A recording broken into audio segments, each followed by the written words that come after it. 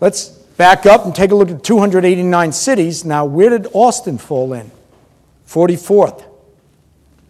Where did Dallas come in? 87th. Where did Houston come in? 112th. We beat out Kansas City at 113. That's the good news.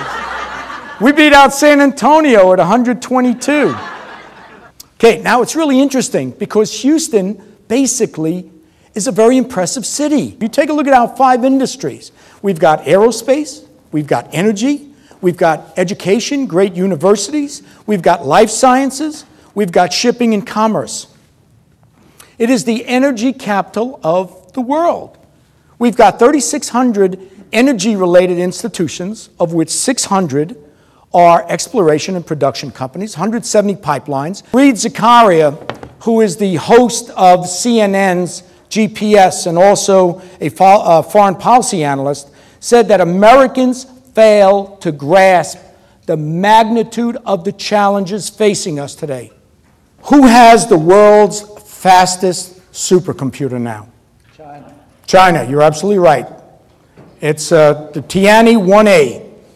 It runs at 2.5 petaflops, or 2.5 times 10 to the 15th power with 15 zeros behind it. It's 29 million times more powerful than the original Cray 1 supercomputer. Secondly, who has the world's biggest and fastest network of high-speed trains? What country? China. The American high-speed train is known as the Amtrak Acela. It runs from Boston to New York, about 239 miles. It runs at an average speed of 68 miles per hour. That's our high-speed train. China's trains are running close to 200 miles per hour. They've got 5,000 miles of high-speed rail in their country. By 2020, they're going to have 10,000 miles. Are you feeling the trend right now? Now, if I sound like a declinist or an alarmist, I am not. I believe in America. America always will prevail if we use 2 things, brain power and willpower. First of all, you hear the terms creativity and innovation. Are they really the same? Creativity is about coming up with ideas. Innovation is about applying, implementing, or commercializing those ideas. There is nothing more important than innovation in terms of generating top-end revenue and bottom-line profits for organizations. Now, Fortune just came out with the most admired companies list, 2010. Guess which company made it for the 4th year in a row? Everybody knows about Apple. But I'm going to tell you about a company that's very, very different than Apple, that's been in business for 100 years, and yet is one of the most innovative companies in the world. As a matter of fact, by 2011, they, together with the University of Illinois and the National Center for Supercomputing, will outdo the Chinese with a computer that's 6 times faster. It's IBM. It's IBM. IBM for 18 years has held the most patents of any company in the world. Last year, they had 5,896 patents. They spend $6 billion a year on research and development. And innovation has taken IBM when they were falling down in the 80s and risen them to new heights right now. They've got a 15% net earnings ratio. They are doing fabulous. Let me ask you, what makes an organization utmost in terms of being creative and innovative? Throw out some answers. Absolutely. Number 1, culture and the climate in the organization is absolutely imperative. You take a look at Google, you take a look at Apple, you take a look at IBM, you take a look at FedEx. People are allowed to express themselves. Sears, believe it or not, prior to 1996, that a policy and procedures manual, guess how big it was? 29,000 pages. Seriously, you talk about red tape, you talk about bureaucracy, you talk about suffocating and stifling people. A new CEO came on board. His name was Arthur Martinez in 1996. He said, "This is ridiculous. We can't get anything done." So he absolutely totally got rid of 29,000 pages, reduced it to a 17-page leadership guideline. That's what we need. Boy, do we need it in government, don't we? And they originally came up with a list of 31 criteria that defines what makes a city innovative. Then they reduced it down to 3. Things like cultural assets, human infrastructure, and networked markets. And so they compiled a list of 289 cities around the world. And actually an American city came first. Can you guess what city that might be? Very close. Very, very close. San Francisco was about, in the U.S. list, it was third. I'll give you a clue. It's on the East Coast. It's on the East Coast, and you could pack your cab there.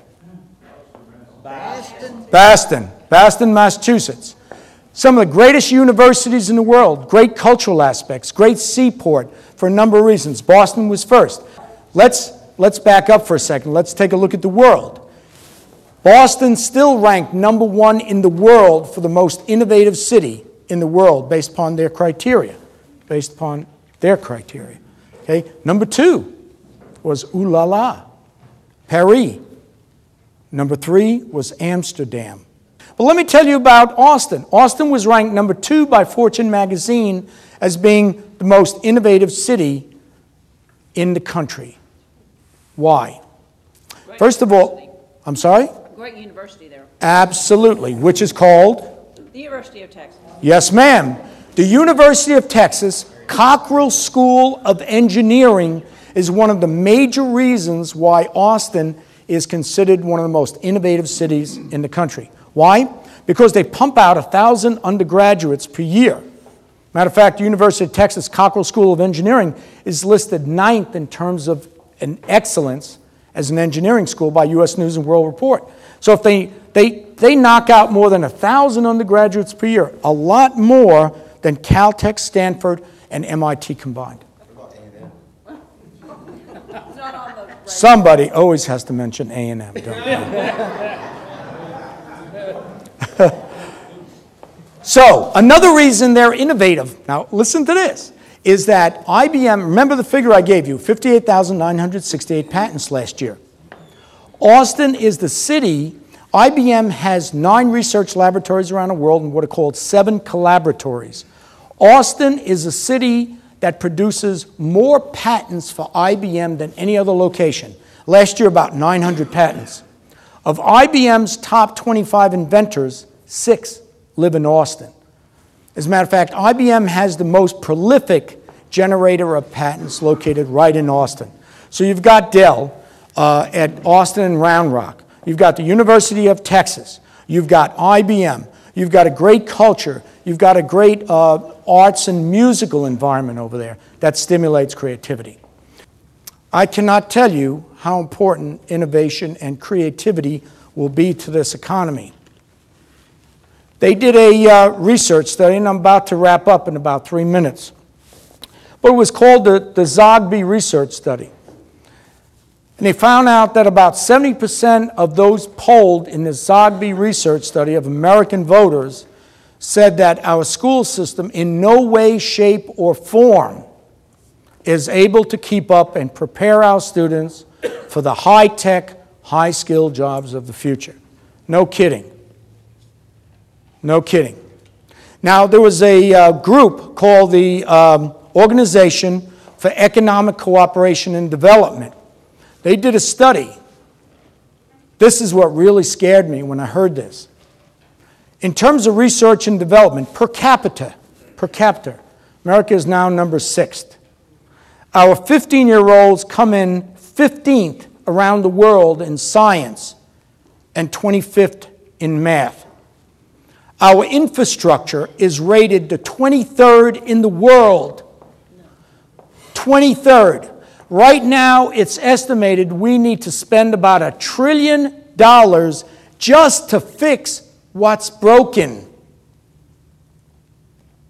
Look what China's doing. See, we are subsidizing consumption at the expense of investment.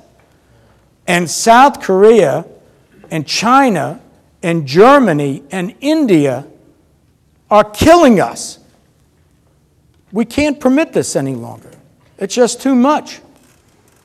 We're 27th in life expectancy around the world. We're 12th per capita in college graduation, where for decades we were number 1. Do you think there's something wrong with that?